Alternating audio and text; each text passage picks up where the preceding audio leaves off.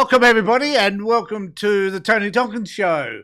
And today we're back with, and I'm so excited to mention that we're back with Nathan Ogilvie again, whom I'll just introduce in just a second. But before I do anything else, I just want to let you know a couple of things that are really important. Number one is I've got a survey up, which I asked you to contribute to, which is under the Liberals and One Nation, are we likely to return to the White Australia policy? We have 15 votes at the moment, and 73% say yes, and 27% say no. And we'll follow that through, and Nathan and I will have a conversation about that, I think, as we progress. Also, just want to say that please subscribe to my channel. This is also appearing on Nathan's channel as well. And those people that are watching there, please subscribe to Nathan's channel also. And I've got a glitch there, but never mind. Now, the important thing is that we have a conversation about politics today, because so much happening in Australia in relation to the political scene. We now have a new change of leadership in the Liberal Party. We have One Nation catching up and exceeding in some polls the Liberal Party and the National Party. And the place is a mess, because we now have Angus Taylor as leader of the Liberal Party. And who knows what that moron's likely to come up with. But nevertheless, it will be an exciting watch to see whether or not he decides to dispute any of the things that Susan Lee has done. And also the other issue was this a misogynist move to get rid of the first woman leader of the Liberal Party? There are lots and lots of questions to be asked, lots of answers to be provided. And I invite you to come along to the channel and put in your penny's worth as well, because the conversation is about you and what you think is interesting and exciting. So I will now do my best to bring up my mate Nathan, so that we can both have a conversation. How are you, buddy? How's it gone? Hello, Tony. Thank you for having me back. Good. It's great to have you back, to be honest. Yeah, and if anyone is new to my channel, or people that are watching now, your interview with me about your sort of background and political views has been up for a week, and people are loving it. I think my sort of audience has really liked what you had to say, and hopefully some of them are going to watch these live streams moving forward, because it's an interesting time that we're heading into this year.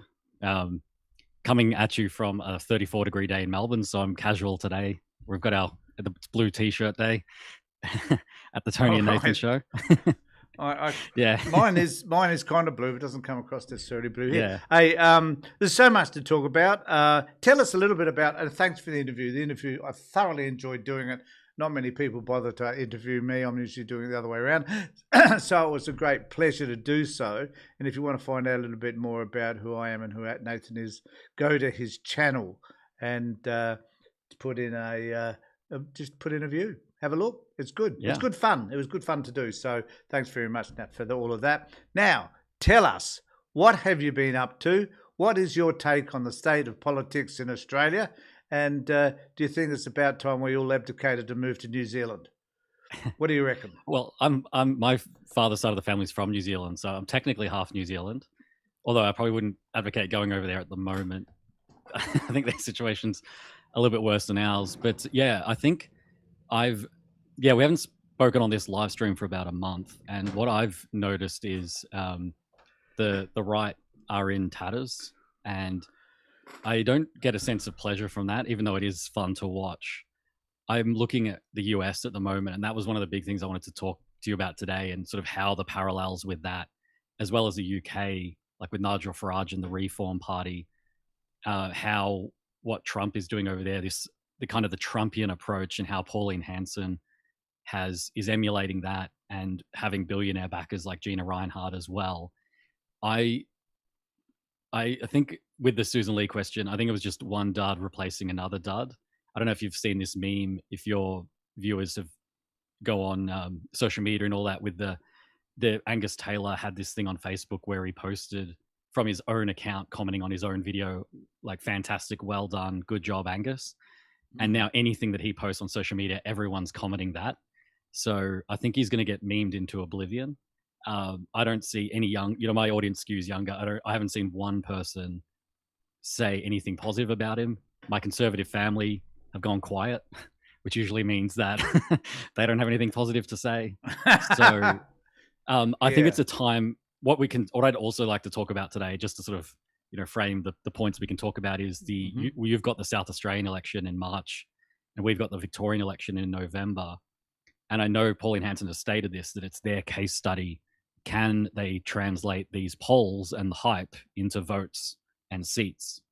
I think they will translate it into votes. I don't think it'll translate into seats as such.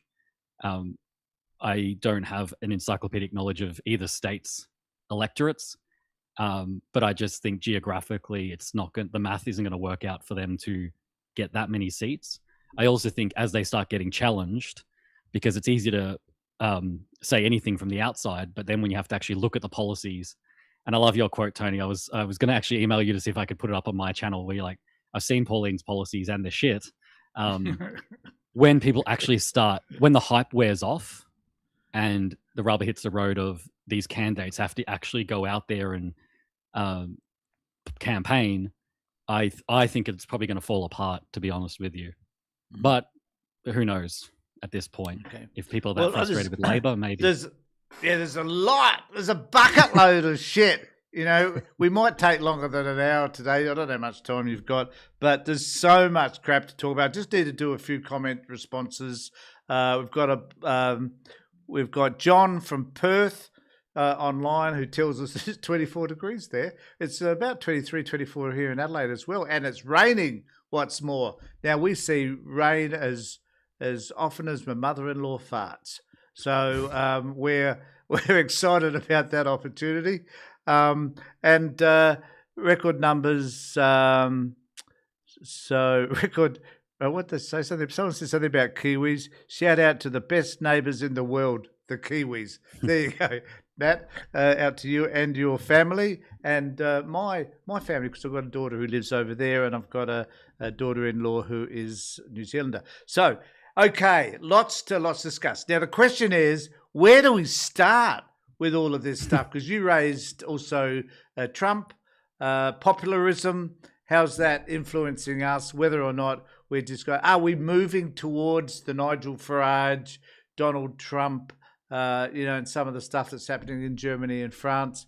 Is the populism? How come? I don't understand how we're so infected by this shit. We're an island nation, mile away from everybody else. Why is it that we're affected? How come this virus has protruded and managed its way into Australia? Well, I think that I'm developing as people see my job title there, I'm a psychologist. I'm developing a psychological theory on the appeal of the right-wing messaging, because I think, there is already heaps of research and people talking about this. So I'm not pretending like it's original thought necessarily, but it really does code working class and the language that they use and the way they speak. They analyzed Trump's 2016 campaign and the words he used, and he spoke at basically like a 5th grade level, which in Australia, that's, 9 or 10 years old. It's simple language. It's a simple story. Cost of living, that's affecting young people massively. The housing crisis, where they're being told, Gen Z, I'm millennial, very lucky to have afforded a home, but people my generation and below, kind of getting the message you can't afford a home. Well, the right wing can jump on that and say, well, it's because of the immigrants. Very simple story. So I'll give you the real brief of the theory, and then your audience can tear it apart and we can analyze it. Before you go there, though, could I just ask you on that very point, though, is it, I don't know whether you're going to, in your summary in a moment, are you going to talk about the language that's now used perhaps to describe the events of today versus the language of the past? Because some of these issues have been there for a long, long time. So my question to you is, why now? I think it's always, if you look at a historical perspective, there's always been a far right, and this is very, like, part of what I'm going to talk about is the Goebbels approach from Nazi Germany. He was probably one of the first. He was a propagandist and effective. I mean, he was a horrible human being, and the Nazi regime was just terrible. But there's no doubt it was effective. they campaigned on cost of living in the economy in the 30s because Germany was still reeling from World War One. So yeah, and you go back. I'm sure you go back to empires and throughout history. I'm sure that there's way reverberations of this throughout history for sure. It probably just pops up in they'll grasp onto whatever the specific issue in the country is.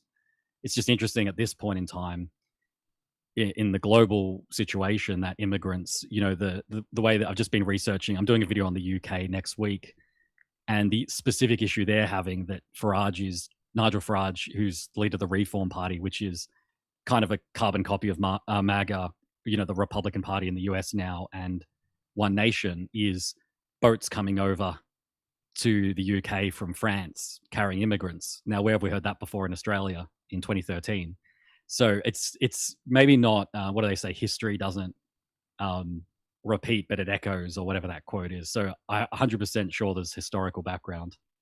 And also, I think the other point, the other point too there is that populism is one thing, emulating Trump is another, because Australians, as I've said many times before, don't like Trumpism.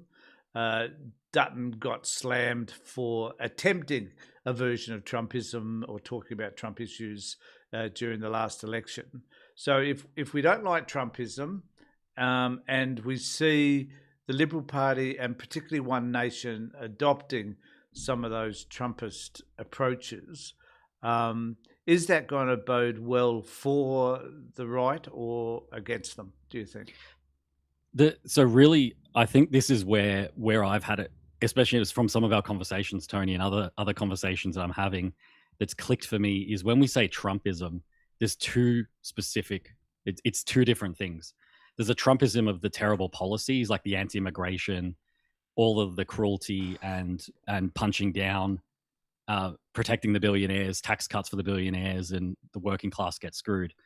I want to separate that from the Trumpism in terms of the marketing. And I actually think we probably need to start adopting some of that in terms of a politics of empathy, or like what Zoran Mamdani is a great example of it in the US, where he's now the mayor of New York, and his style, not his policies, but his style was Trumpian in that he talked to the working class. He didn't talk down to them. He said, yes. So with my model, so it's basically three emotions that they play on, and it's in a specific order. So it's fear, confusion, and then anger. So what they do is they'll speak to the people's fears. So if it's fear for your safety in your community, fear that you or your children are not going to be able to afford to live, you have to speak to that. And the right wing Trump spoke to that.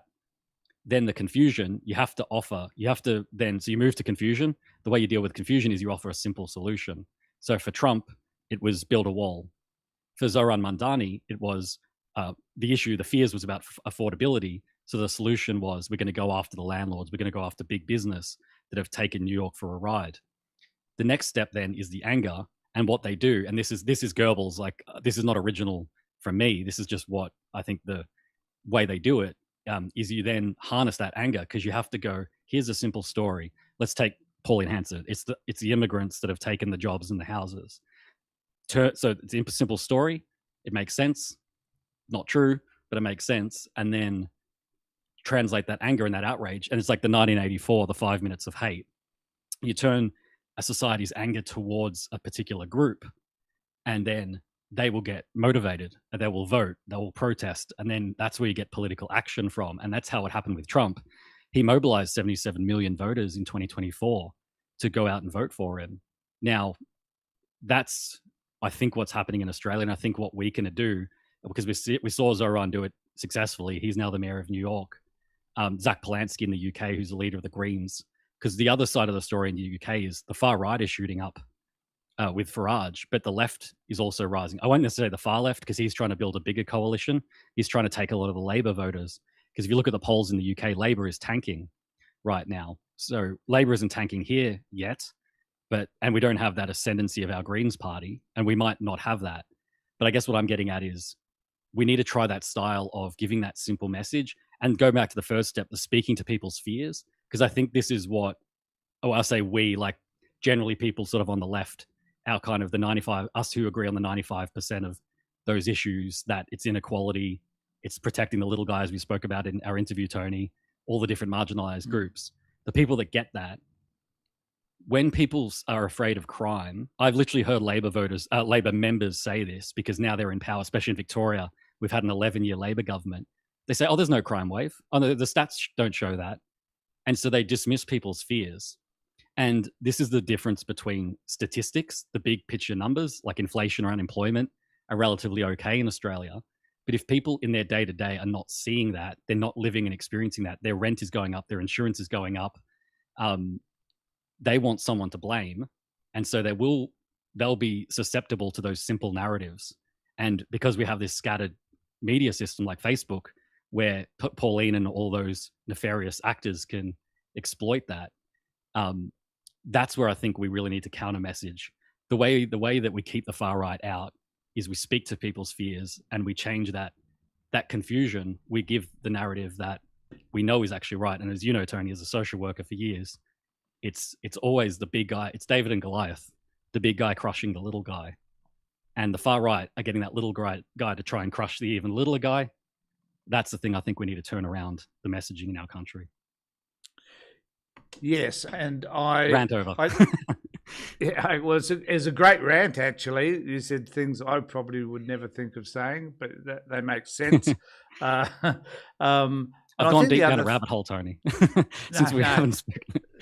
No, there's and so there's also this other issue, I think, which I heard someone talk about today, who was an advisor for Obama, Clinton, Obama, and who else? And Biden, and he was saying he admires. I thought it was a really interesting take. He admires Donald Trump for the fact that he can sow so much confusion in a very short period of time. And it sort of fits with some of the things that you're saying, is that as long as you're facing on the fear and the anger, then you will generate a lot of discontent. And his issue was, though, that it doesn't last all that long, because in the United States it was the Latinos and the African Americans who chose to vote for Trump initially, but they're the ones that have been denigrated by his current policies. So at the end of the day, it kind of works itself out. But then, should we in Australia wait for a Pauline Hanson to have some sort of grasp of the political controls of government and wait and see what devastation she can create before we realise that it was a really bad idea, which is what happened in the United States, I think. And my biggest fear about this is that in in Australia, that one nation may have the balance of power in the Senate, which could mean that they could mess around with supply, have the power and authority they need to ruin a government, and all hell will break loose as a result of all of that. So, and I don't know whether, I can't hear people talking about that either, that this is this is potentially possible now that they've got so much following. And just finally on that very point, because I don't know what you think about this also, is that they may, the enthusiasm for one nation may wane as we get closer and closer to election, and as we hear more and more about their policies. Have you thought about that at all, and whether that seems a possibility? It's all I'm thinking about. Aside from my job and my family. No, you're 100%. I didn't think of the Senate, and I always acknowledge my bias towards the House of Representatives in my language. And you're right about the Senate, because that is like statewide, and they might do well and pick off enough seats in the Senate to have the balance of power. That would be terrible. And I think it is our job to highlight, and you do it. As I said, Tony, you're one of the best in Australia at it, is highlighting the far right. I think this, again, we need the simple messaging. The far right will always make it worse.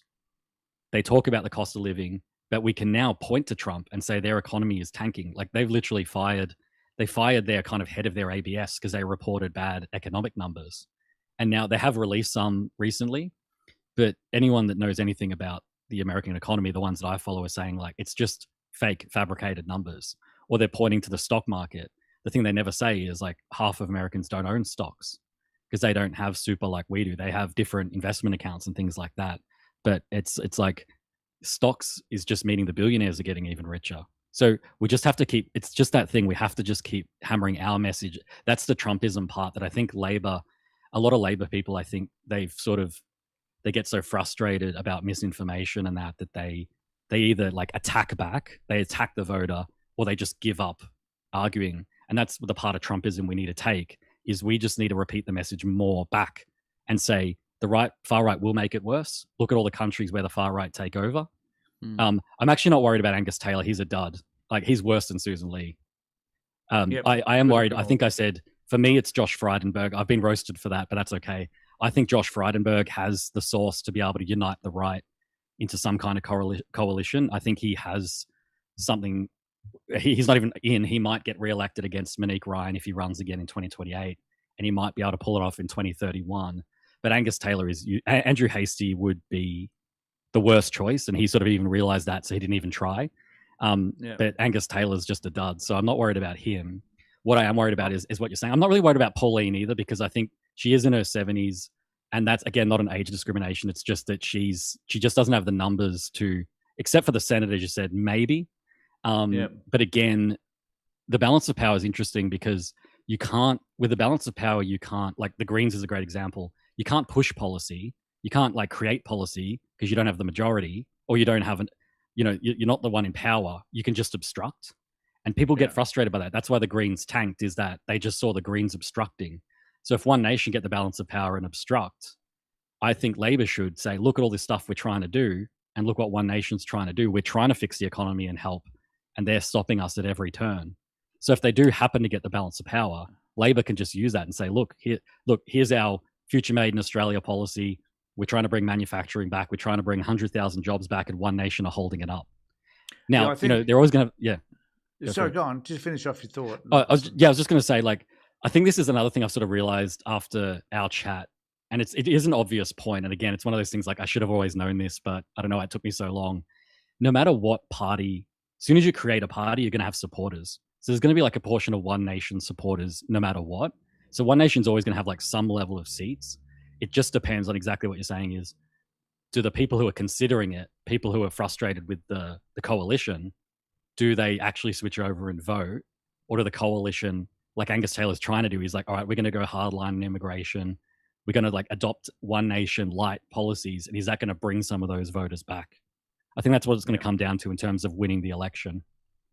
Yeah, and I think that there's a lot to be said about how to message. I think I'm going to put up in a moment Sandra's post, which I think is really relevant, and I'll be interested to know what you think about that one too. But the issue is, Albanese seems to be saying a lot that we're putting in place these policies. We're really aware of what's happening in the community. We are conscious of the fact that people are doing it tough, all that sort of stuff. We hear it all the time. It's incessant, and that's fine. It's good to acknowledge it. But then there needs to be some sort of a pushback, and I think that basically the Labor Party are lazy when it comes to pushing back, because there's lots of issues they could be fighting over.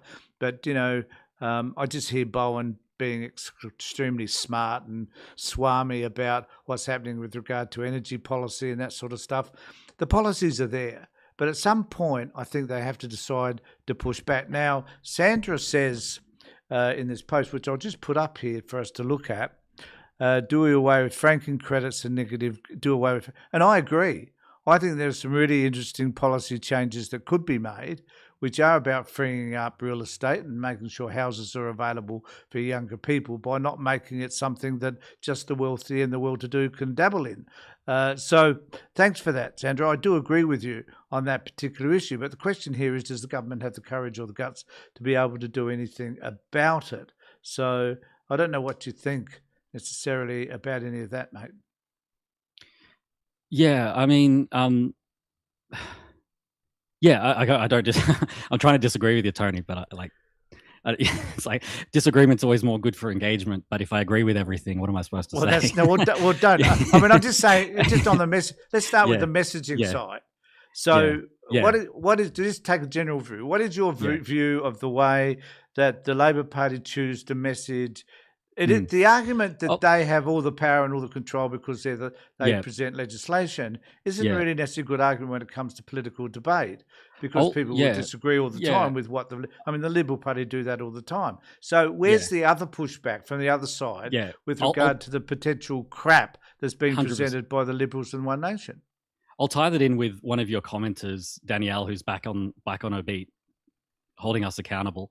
Um, so Danielle said, "You two are not taking into account that more people are becoming aware of the growing Islamic problem, which is why right-wing Yeah, well, parties are she's getting hold support." on, hold on. Well, let's just I've state already the responded, obvious. Tony. I'm trying to get clarification. Well, she's Islamophobia to start Yeah, with, so she always yeah, comes back to this one issue. yeah. Well, But I think she's highlighting a problem here, though, isn't she? yeah. Let me Yeah, outline go what I for it, mean. So go for Danny, it. so let's do the model. Danielle's our live case study. Danielle, I hope you're watching, and let's see how we go. So Danielle's fears are obviously that. Well, it sounds like to me. I've tried to clarify with Danielle what they mean, and she said, assuming as she, as their numbers grow, so too will the size of the inevitable problem, like what's happening in England and Europe. Now, it's interesting we talked about New Zealand because there was a little shooting in at Christchurch in a mosque. Let's look up the race of that person. They were Australian. We've had multiple shootings in Victoria. People might know the name Desi Friedman, a white guy with sexual assault warrant. The police went to his house. He shot them dead, went missing. We still don't know if he's dead or alive. Does Danielle, is she going to extend that generalization to all white people? We've had a lot of white violence in Australia. Are white people a problem, Well, Danielle? we just as I Yeah. keep saying, we can look at the number of women that are killed weekly by not all white men, but primarily white men, or by let's just sympathise it, whatever that word is. Let's simplify it and just say it's by Australians. So, this notion that violence, that you cherry pick an incident that has happened where, this happens in all around the world, and it particularly happens at the moment in the UK, where they're picking that incident where the Pakistanis were trafficking young girls and sexually assaulting them, and how that's become such a big issue. But what people don't observe is that, in my opinion, is that the Roman Catholic priesthood has been doing it for centuries, and like we can't. We have to, if we have a racist bias, we're going to focus on this one area which validates and verifies that bias, I think. Instead of looking more broadly, as you're saying, the guy was Australian, he was white that did the terrible, killed 50 Mm, people in Christchurch. That is horrible. But we mm. don't look at him and No, we we can don't. look at his ideology, which is an ISIS ideology. And we can also look at the number of people now that are following his manifesto around the world, actually, who are looking to him as a hero. It's Mm. like McVeigh in the Oklahoma bombings became a Uh-huh. I was, hero to the right because of what he did by standing up against the system, even though he mm. killed a whole host of children and women and men. So Yeah, I don't know. but This this, it's a distortion that really I'm tired to say it's a distortion that distresses me. Does that make? Am I doing yeah, my yeah. rant now? I'm Is that? I'm sorry. I'm giving Danielle it back because this is what Danielle's saying is it's about the culture. And now this is the trick that the right wing use is like, I know what she's going to say about the Quran and different parts of the passages. I'm a Christian. The Bible is full of violence and genocide and stuff like that. What this is the psychology of it is people have that internal filter of I'm a white person. I'll see a white person commit a crime. Oh, there must be a reason for that. Or as you said, like maybe even a glorifying of that. Islamophobia, well, oh, it's their culture. So as soon as it's an out group, this is the othering. And this is exactly what the Nazis did. They found a group to other, which was Jews. It was also the handicapped. It was also gypsies. I don't know if that's a politically correct term. I think that's what they're called. It's like the vagabonds who don't have houses.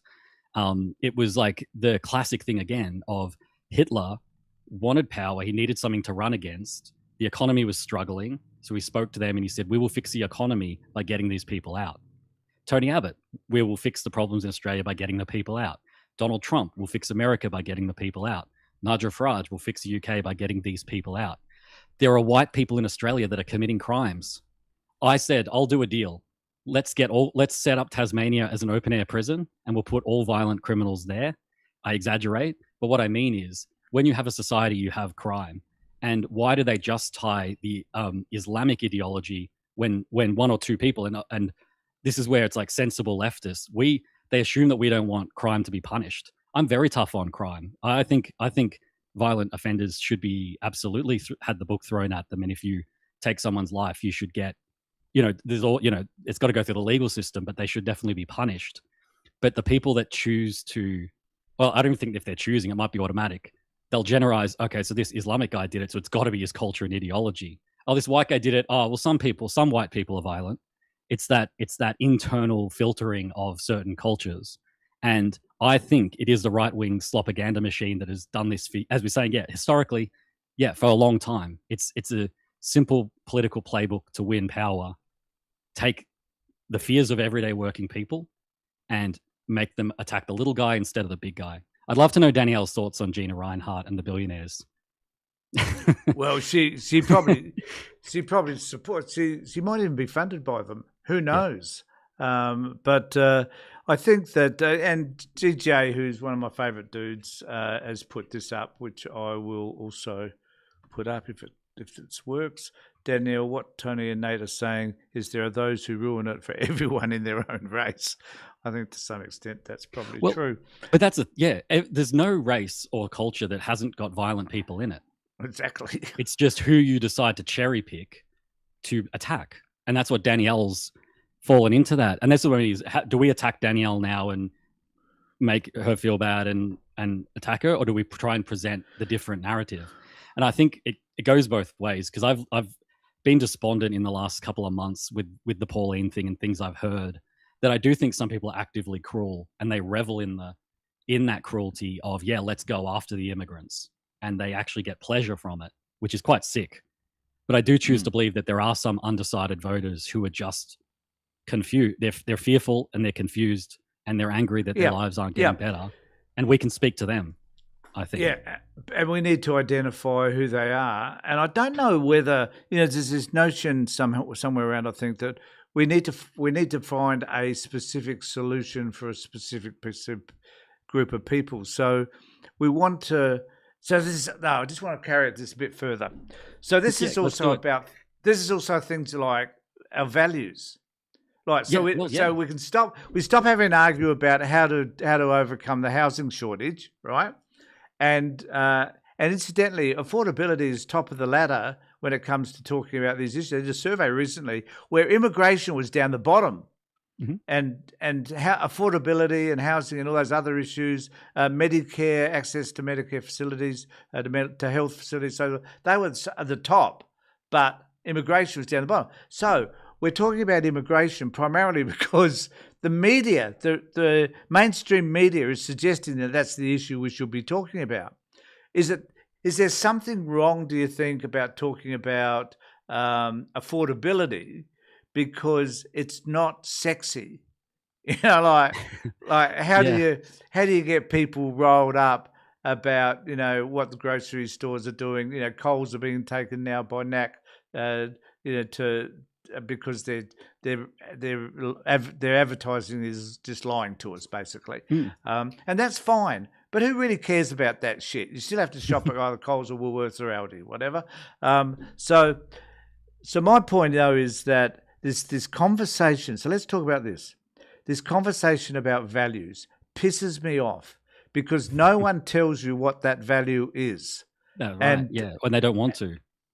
Well, I don't know if it's not. I don't know because what did I read it the other day? I did a post actually on values, and they were talking about things that I agree with: equity, fairness. This was actually a Liberal Party policy, incidentally. I think this is the one. Well, that's what the original party was, yeah. But this is the one that they're talking about that Susan Lee was working on. That was a secret apparently, and it's just come out recently. And one of them was equity, fairness, a fair go, all these wonderful things that most of us can agree on. They were saying that these are the values that should be implemented. To get people to sign to when they come into Australia. These are the values, Mm. the rule of law, right? So they're all things we agree with. So what is the fucking argument about when it comes to values? I am Yeah. so confused. I just, oh, for God's sake, sometimes look, I feel like if I only here, I'd pull it out. Nat, I can tell you. Look, the simple and shallow one, which I don't necessarily agree with, is that it just is just racism. Well, it's code word for they're not white, right? That's what a lot of people would say. That's what values is. Oh, you're not white, you're not assimilating, so you're not allowed in Australia. I think it's much more complicated than that. Well, can I just say assimilating to what? Well, I think what are we asking them to assimilate to? Well, speaking English, I think they would say, living by our values in terms of the Australian dream, which is, as you're saying, it's a bit of hypocritical because they're telling our own Australians that we can't live the Australian dream by owning a house. So that's where it ties itself in. That English one, speaking English though, under that liberal policy was to learn English in a reasonable period of time. So they didn't say you have to come here knowing English. You just had to learn it and who's gonna sit back and evaluate what is a reasonable time and how much English you've learned? You know? Yeah, well, there is literally, I mean, my wife. I'll let you go for a second, and you just talk because I've had enough of this discussion around this. No, you're right. Like, it's complicated because literally they do have to learn English to come into Australia. Visa conditions are you have to have. It's called IELTS, and you have to have a certain level. It varies depending on the visa, and they made it a bit tougher. So there's those kind of technical definitions of assimilation. But what I'm saying is exactly what you are saying, Tony. Is like the deeper stuff of values is. Most of those people, like the Muslims or whoever, do share very similar values to us. They want to have better lives for their families. Now, they might wear different clothes or they might read from a different religious text, but at the end of the day, they're humans and they want better lives for themselves and their families. That's why they're coming to Australia. I mean, my solution, this is a whole other topic we don't have to talk about today, but this is where things like trying to make, because they're very proud of their countries, and a lot of the time they would return if their countries weren't a shit show in terms of the political and wars and all of that. So most of them don't even want to actually leave their country. It's just that the situation is so horrible. But that's a whole other thing. It's the cat's out of the bag with that now anyway.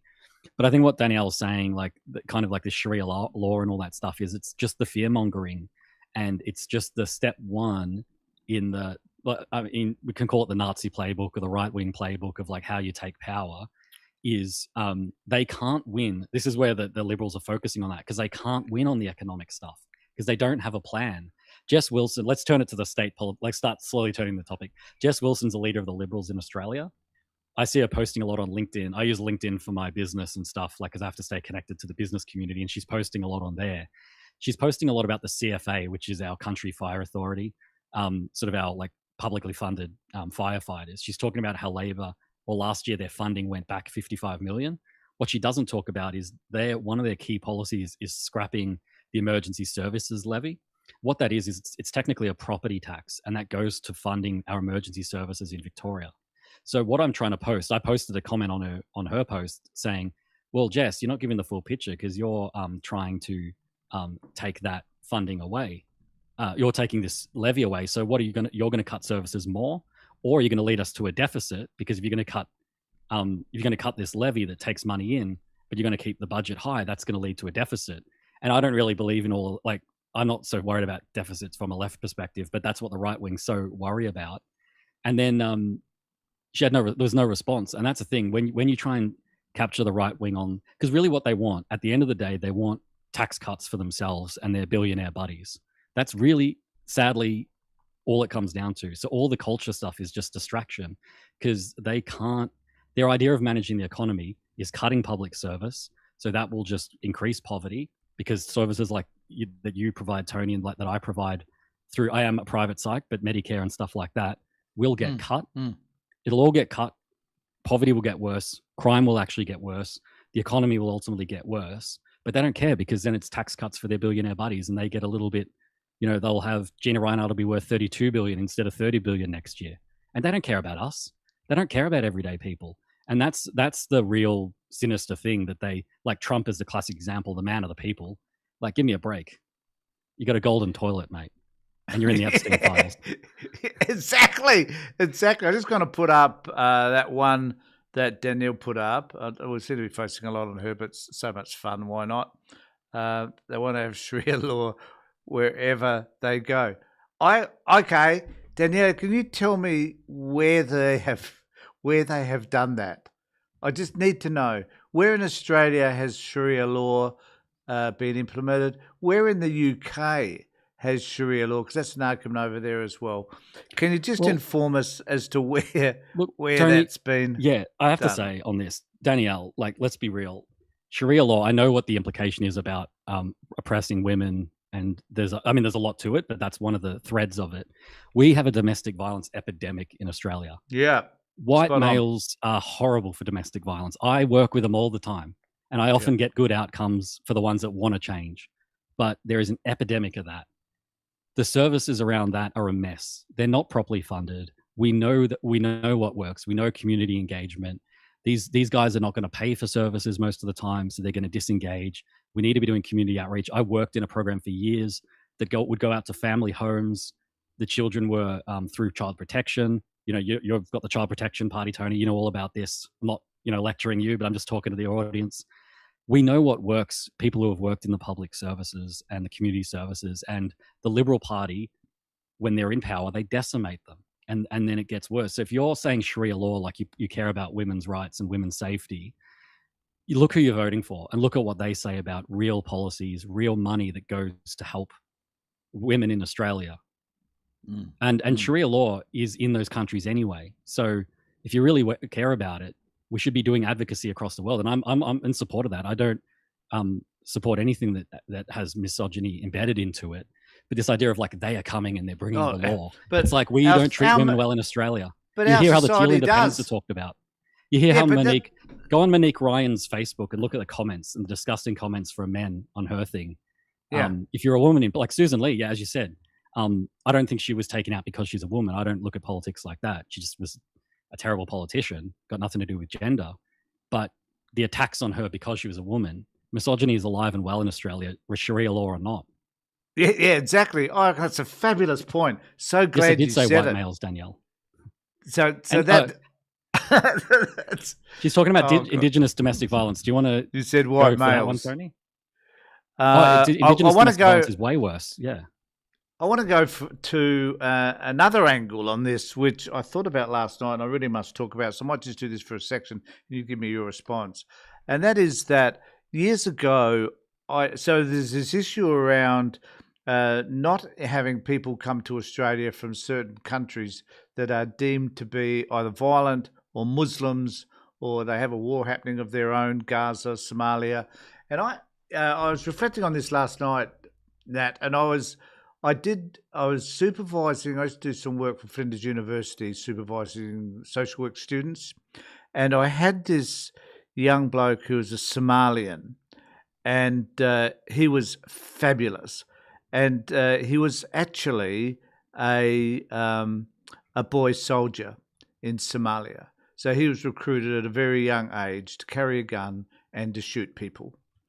And now, remembering here that he came from Somalia, so this is one of those countries in which we shouldn't have people come to this country.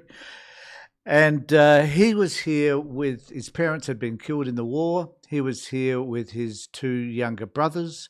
He was working, he was studying, and he wanted to be a social worker so that within his own community, he could help them meet some of the problems they were facing while they were in Australia, which included Somali gangs and that sort of stuff. And he was working with those kids to rectify that problem. He was fabulous.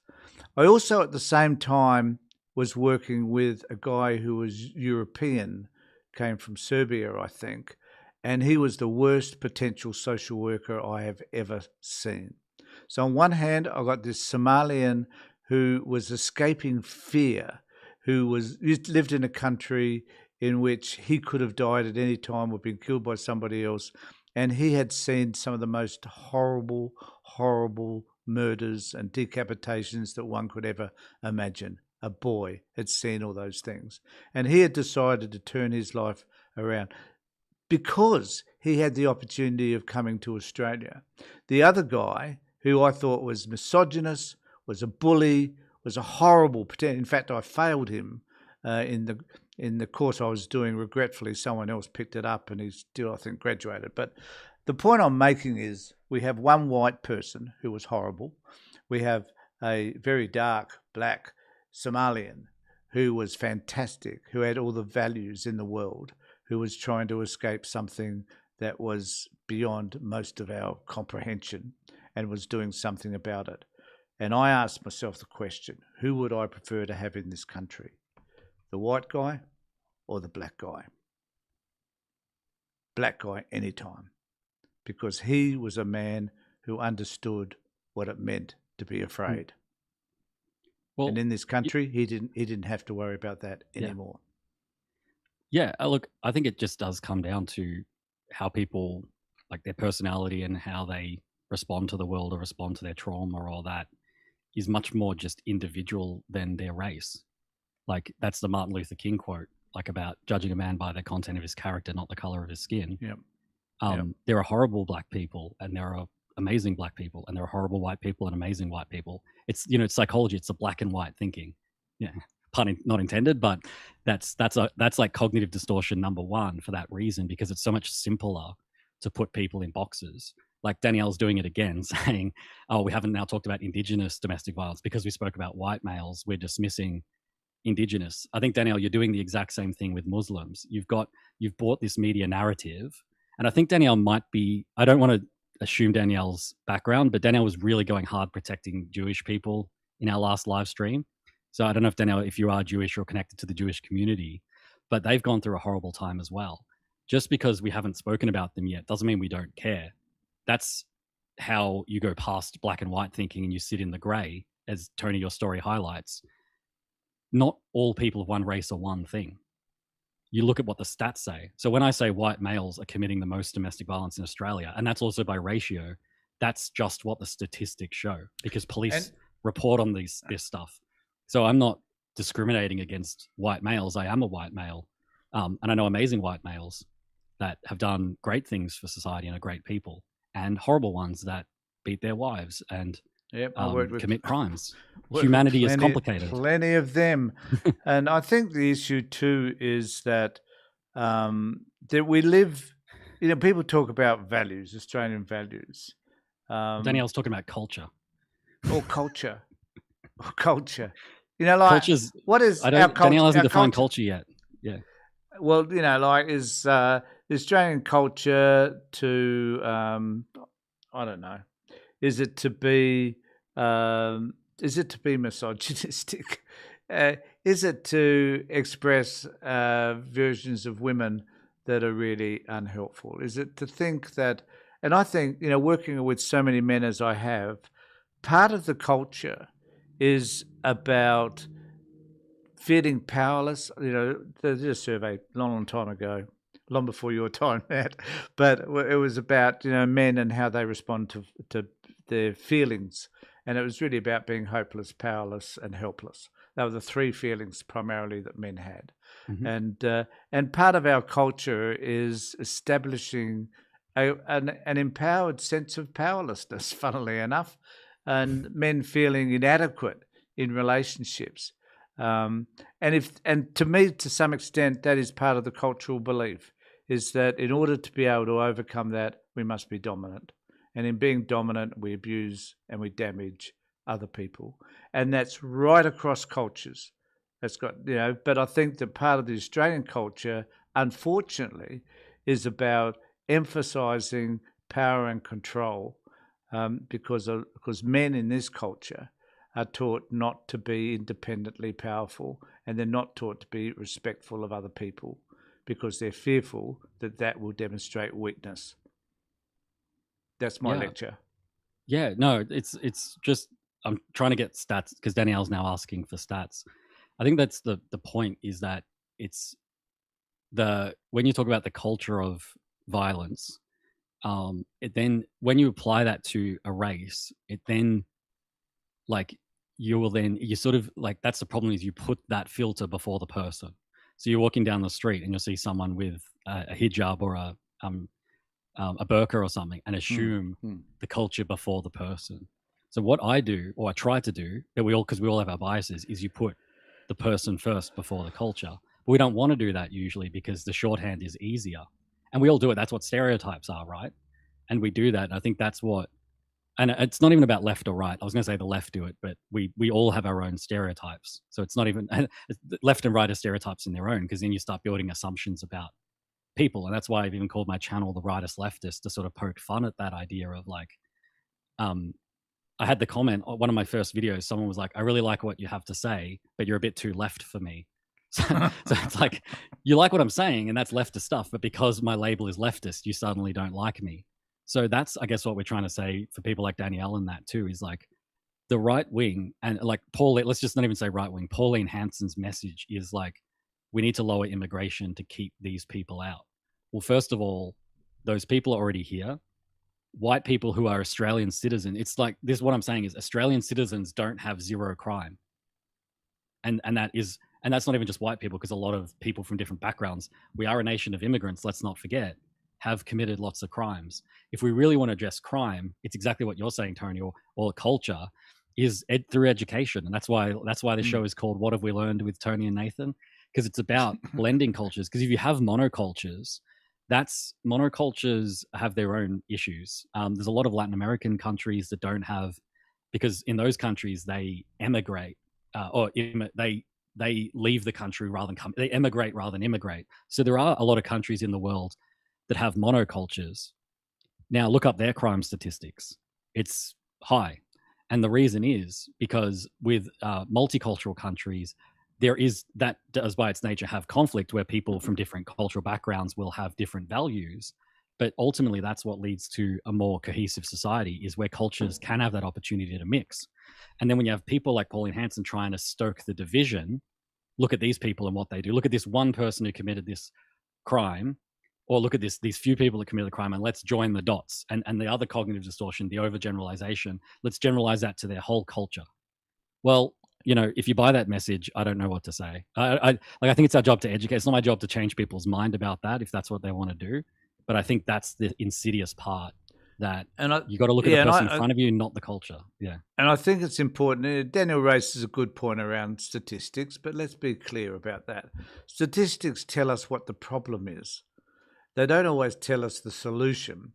In fact, rarely they tell us the solution, but they tell us the problem. So like if we looked at Indigenous issues, particularly with regard to incarceration, it's extremely high. If we look at the number of people, Indigenous people, that have died while incarcerated, last year was the highest on record. Now, I'm going to ask Daniela if that's okay. Is it okay that the number of kids being removed and placed into care is 5 times greater amongst Indigenous children than amongst the rest of the population? No, that's not okay. It's wrong at every possible level. The fact that there is extreme violence within the Indigenous community needs to be recognised as well for what it is, because us white bastards, we're the ones that introduced alcoholism to them in the first place. We're the ones that made sure that, why is diabetes so high amongst Indigenous people? It's because for 60,000 years they've been eating a certain set of foods. We came in, we presented something else, and it's damaged their internal system. That is why they have diabetes. So we can look at all of these issues, and some of them are extremely unhelpful. But what it does tell us is that something needs to be done, and that's where governments need to step in. We've been trying to bridge the gap between Indigenous disadvantage and the rest of us for years, and we've failed. And why is it that we fail? It's because bloody people like Danielle Cooper are those that are selling a notion, a racist version of the problems that these people have, so the will to fix it when you're racist is simply not there. And I think we need to acknowledge that within governments, the will to fix things simply because they're black, Indigenous and insignificant is part of the problem. And until we overcome all of that, the situations for Indigenous people will never improve. And just need to finish with that, as soon as we stop labelling Muslim people as being the problem, simply because a couple of them decided to take to Bondi Beach, horrible as it was, and that all Muslim people are there ISIS instigated or ISIS led or whatever, is simply wrong. Mm. Enough said. Before I've got Danielle's answer finally. Yeah, it's the domestic violence rates for Indigenous people is like 2 in 3 or 67%, and that is shockingly high. And it's exactly what we're saying. That what else? So thanks Danielle for being a leftist like us and advocating for Indigenous rights first of all, Black Power. But the other thing. So first of all, the a lot of it, like you look. I'll even post it for your audience so you can have a look. It's a lot related to colonization. The biggest factor being poverty, right? Because a lot of Indigenous people, the rates of poverty for Indigenous people is high as well. And that's what our whole message is do you think Pauline Hanson, who refuses to acknowledge the Aboriginal flag, refuses to basically acknowledge anything Aboriginal, is going to help that problem? I don't want to go as far as say she hates Aboriginal people, but she's nonplussed by their existence. You know, she voted no for the Voice referendum. Now, people voted no for many reasons, but this is what, I mean, I think you're interested in this, Tony, and maybe we can turn our attention to like the elections this year. Is all I care about is the policy. Who are the politicians and parties that are advocating to lift Aboriginal people out of poverty and solve this domestic violence problem? So that's what I'm interested in. Who is actually going to fight for that community safety? Because the parties that are going to cut these services are not advocating for community safety. Locking them all up doesn't work. We know that in the Northern Territory. No. They just die in prison. Yep. And also taking them away from their culture as children doesn't work either. We know that from the stolen generations and so on. I think the problem that we have here is that to me anyway, and I know people would argue differently, there just doesn't seem to be the will to resolve some of these problems. And the worst thing I think and I hate talking, I don't know how to frame this. It is inappropriate for a white person to talk about the way to solve Indigenous problems. That is an Indigenous issue. The problem, though, from a white person's perspective, heaven forbid, is that Indigenous people don't have the say in that. And that was the purpose of the friggin' Voice, was to give them the say. And everybody denied them. In the end, we denied them. So people like Daniela are talking about Indigenous issues. You prevented them from the solution. This is what happened when you said no to the Voice. And it's shameful because you didn't understand what the Voice meant, because you were so busy listening to Gina Righthart and Advance and these right-wing crazy people, even, Senator Price. So you got trapped. So what happens is they get trapped with their prejudices. They get locked into filtering this thing through just one version of events, their blackness. That's what they see. And as a result of that, they're influenced to behave in ways which are really unhelpful. And I think we need to shift our approach to not just Indigenous issues, but everything, including how to approach and respect and to look to people so that they can have a sense of dignity in their world. And that includes people that are trying to just buy their first house. What does that mean, and how can we best help them to get there? And my understanding is that at the moment, the government is attempting to do their best to do that. If you've got another idea, I think we should tax the gas industry and the mining industry. They should pay tax at all. At the moment, some of them don't pay any tax whatsoever. So I think that we should do whatever we can to increase the tax structure by having the wealthy pay their fair share of tax so they can help you buy your first home. I think that's really important. Immigration, if we want to go to that, immigration is really about getting people to come into the country that can also help you build your own home. We need people to come into our country so they can provide the medical services that you require. We need professional people into this country, and the skills program allows for just that. And the biggest problem we have is that people that come into this country with a set of skills have to jump through a whole lot of hurdles in order to get their degrees and their experience qualified by the profession that they want to belong to. And that is a big problem for those coming here as well. My rants, Nathan, go for it. Yeah, I mean, you've been responding. You've been typing away, responding stuff. Yeah, so I've been getting triggered. No, I've been listening. Yeah, no, I think you're right. The economy is tied. Like when we had a couple of months of net overseas migration in the negative, meaning more people left than came in, and that was the first few months of COVID with the lockdowns when people went back to their home countries, and the government panicked, and they tried to do everything to bring people back. And I saw that with a lot of my friends were dating immigrants at the time, and they were getting their visas approved in record numbers because, like it or not, for people, it's not just Danielle, it's anyone that's on that right wing side that wants to lower immigration or make it zero or reverse it. That's not how our economy is set up in a global world, unfortunately. It's just not how it goes. And then so these cultural issues, they kind of become moot because even Trump in America, the farmers begged, like it's that kind of thing. You vote for something, but you don't think it's going to affect you. A lot of the farmers voted for Trump. They got rid of all the farm workers, deported them all, and the farmers begged Trump to bring them back because none of the white American workers, again, not about even being white, none of the American citizens wanted to go work in the farms. They want to live in the city and the suburbs. The immigrants are the only ones willing to do that work. So it's much more complex. You can't, this is what, when I talk to One Nation people, is let's take the policies to their logical endpoint and why they're not going to work.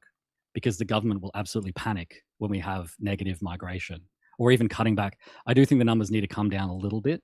Like I'm a fan of lowering some of those targets, not necessarily the asylum ones, but some of the certain visas where they were really high to get people back through the COVID years. We can soften that back down a little bit, but to try and get into the negative or have a mass deportation program like ICE. Well, I mean, I think sensible Australians don't want that. So I don't think any party that advocates for that's ever going to get in. So in that case, I don't really think it's something to worry about. Yeah, I agree. I just wanted to say a couple of things. We're at 55 votes for under the Liberals and One Nation. Are we likely to return to the White Australia policy? 71% say yes out of the 55. That's not a bad turnout. And 29% say no. So, are we heading down that track? It's one of my greatest fears. Also, I just want to say thanks to JG and Sandra for contributing some coffees. I really do appreciate it. I didn't mention it today, but press the thanks button down there and just pop us some dollars, and I'll split it between Nathan. At the moment, you and I have earned a whole $8, $7. So there you go. I'll give you $3.50, mate. But yeah, I appreciate the thought. I really do, and I think it's wonderful that people appreciate the work Nathan and I do, and it's nice to be rewarded for it. So thank you very much. The rest of you need to get on and do the same. What are you doing out there, for Christ's sake? Anyway, no, that's good stuff. Yeah. Now, there was something else. Just wanted to. Do you want to talk about Trumpism, the United States? Oh, that's a whole other hour, Tony. That's an hour. Oh, fair. Yeah. No, that's well, look, fair comment, I think I said it in my summary of like where I'm going. I'm going to do some. So if anyone follows my channel, or if you want to follow the rightist leftist, I'm the one who's been commenting to Danielle in the comments on Tony's stream. Join over my channel because I'm going to do a few videos on it about this rise of the far right in the world and also in Australia. Because again, the part that I'm focused on psychologically is the fears. I think a lot of people have valid fears about the way our country is going, but then I do think some of those people do revel in that cruelty, but a lot of people are being misled by that message because again, they aren't seeing Labor market their successes and areas where they are helping everyday people. You know, my criticisms of Labor are all out there. I think the incrementalism is not enough in times of crisis because we are in a cost of living crisis, housing crisis, mental health crisis. So they need to act like it is a crisis. Don't just bury your head in the sand because you're the party in power. Get out there and in front of it. Do what Trump won because Hillary said America's great because we're good. She literally said that in the debate, and that fell flat. You watch the debates. It's so fascinating to go watch the debates now, knowing what we know, thinking that Hillary was just going to trounce him. And you look at Hillary and you go, oh, yeah, she was not speaking to people's concerns. And Trump was saying, your life sucks because of them. them being who we know that them are. I think you're right. I think there's important lessons to be learned from all of that. What have we learned? But this is where With I Tony think, though, yeah, with the friggin' experts. But I think that it's important to understand that the Labor Party need to not rest on their laurels, need not to display any hubris, but need to be able to show some form of attack when it comes to meeting some of these responses from the right wing and the Liberals and that One Nation in particular. Back, yeah.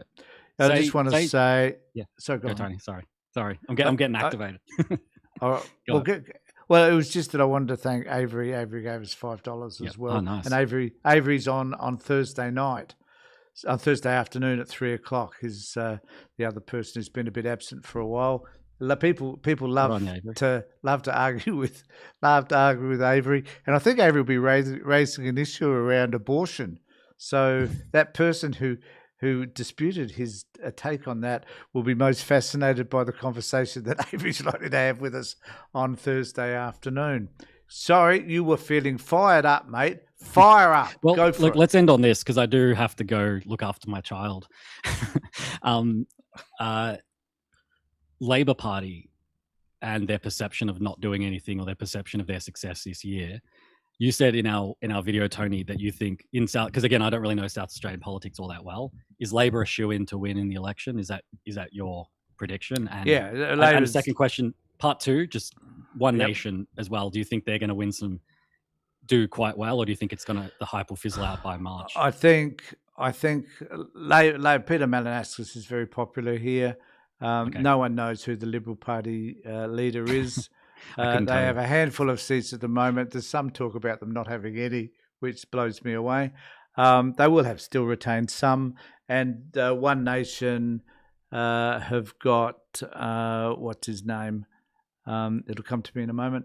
But they have a candidate who's... Yeah, Bernardi, that's right. So Corey will win some seats. I remember that. Sorry, he won one. He won one seat now, so in the upper house. One seat, all right. In the I remember that because it's close to Paul Bernardo, who is a serial killer in Canada. That's right. So, that's right. Well, they're probably the same related. ethics. They're probably related. Yeah. But yeah, so I think it'll be a landslide, and let's just get in. But it will be an indication as to how well One Nation are being received, though. I do agree with that. We'll still do our election special on that night. I think it'd be really fun. Oh, I think it might be an early night, but yeah, might be an early night. Let's do that do it for the Victorian one as well in November. Yeah. Let's just make it a thing. I don't know if your audience, I guess they're probably all over Australia. My prediction for the Victorian one is I do think that it's at the moment kind of a coin flip because Jacinta Allen has her strong Labor support. But Victoria, there's that cliche that we're a bit progressive and leftist, but I think a lot of that, especially in the outer areas like the outer suburbs where I live, and the regions are quite frustrated, and One Nation is rising in Victoria. I think it's going to be, if it's about Labor in Victoria has done really well with infrastructure. They've delivered so many projects. We've removed so many level crossings. We've had the Metro Tunnel, the Westgate Tunnel. The Northeast Link will be finished by the time of the election, which maybe doesn't mean anything not in Victoria, but these are huge projects. The right wing don't even talk about them because they can't complain about. They try and talk about cost blowouts and that, but all projects blow out with cost, and they're trying to attack the unions. I just think if the messaging that Jess Wilson, who is like a moderate leader, she's taken over. She's actually my age, so it's interesting. We went to the same uni at the same time, so I probably bumped into her in the past. I'm trying to get an interview with her. I've reached out. Oh, right. Good idea. I want to talk to her about the early intervention programs that they're proposing for crime, because whether we like it or not, and we know the truth about the stats and all that, but the crime message is being pushed heavily by Murdoch. And I saw this bloke. He looked a bit like you, Tony. I was going to tell you this story before we went on air, but we didn't have time. He grabbed a Murdoch news. He grabbed a Herald Sun, which had like crime waves splattered on the headlines. So we can't underestimate my Victorian friends. We need to talk to our friends and family about the cost of living and all of that, and what Labor's doing about that. Because if it's a crime election, like if it's the cultural issues and the crime, the Liberals might slip in. It's going to be an uphill battle for them.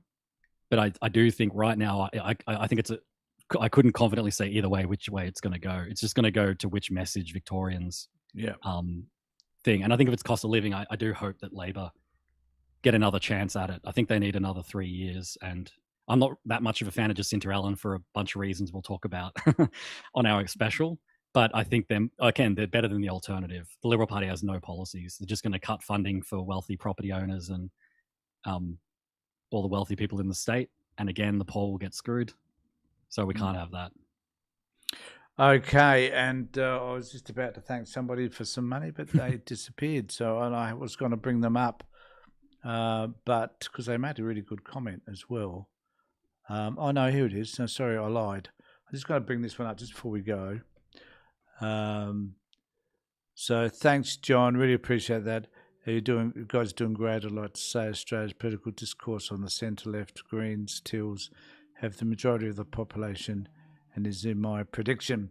Thanks, buddy. I really appreciate that, and I hope. Well, I kind of hope you're right, actually. So thanks again, mate. Stay online so I can catch up to you when we come off air. Yeah. But I just want to finish off by saying this. Please join with me and Avery on Thursday. It will be as dynamic as speaking to my friend Nathan, and I do appreciate Nat being here. It certainly adds something to the conversation, and it provides an opportunity for me to take a break and look at some of the comments that you're making, even though I think Nat did a very good job of perusing them as well while I was ranting. Really do appreciate your views. Remember, it's really important that you subscribe to the channel, ring the bell for further notifications, let us know what you think about everything that I'm saying, and make sure that you view my future posts, which will be a lot of. Thanks everybody for being here. In the meantime, take care and look after yourselves.